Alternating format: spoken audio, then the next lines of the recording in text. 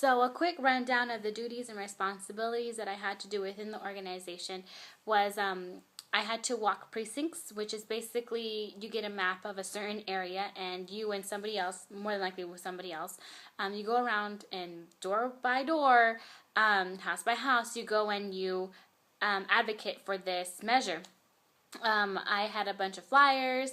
I had a lot of posters and a lot of yard signs that we were trying to offer these people who were pro Measure B to use.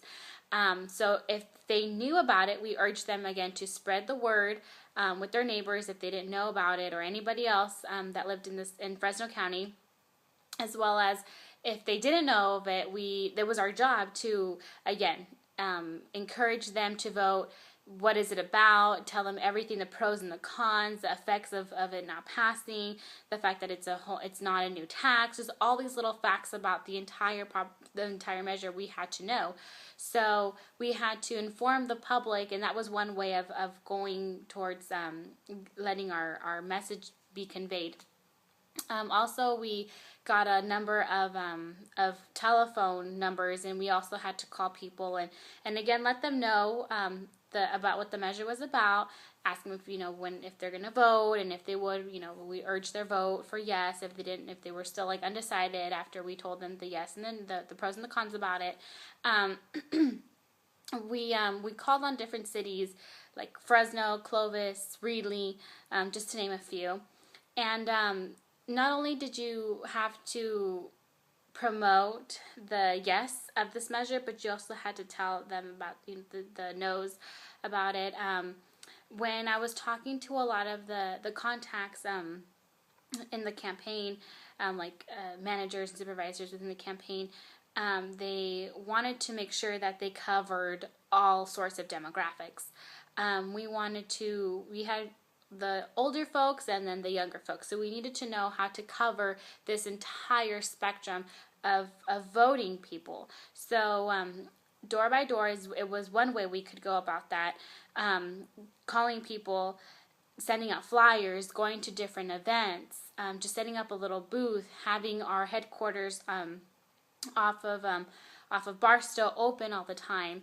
And so we wanted to know how can we target this younger crowd. So we sat down and we went over the know your audience part, which I saw in relation to the class, and we got with a group of different people and we talked about getting a Facebook page going because, well, we had a lot of other sources of media that we were using. They were using advertising, they were using print, all kinds of forms of communication, but they were not successful so much in the social media page. So we talked about that, and it seemed like it was going.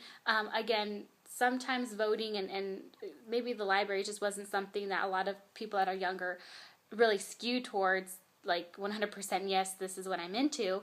But we definitely got a good number going. We had just people notifying us, if they needed yard signs or just anything on the page. So it was really successful, I feel.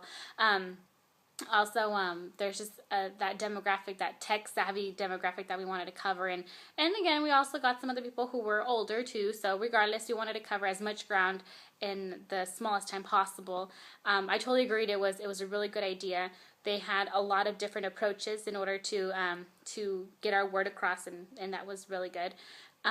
We just had to plan a lot of planning and be really creative, especially even when we were calling. It was Measure B, and then and we would make up little slogans or little tags, just like, B as in the back of the ballot, or B at the bottom of the page, or little things like that to be creative, again, to just kind of sell ourselves or sell the message so that they know what we were trying to get to them. So we just had to be the most effective that we could and just provide any kind of ideas and resources that we could.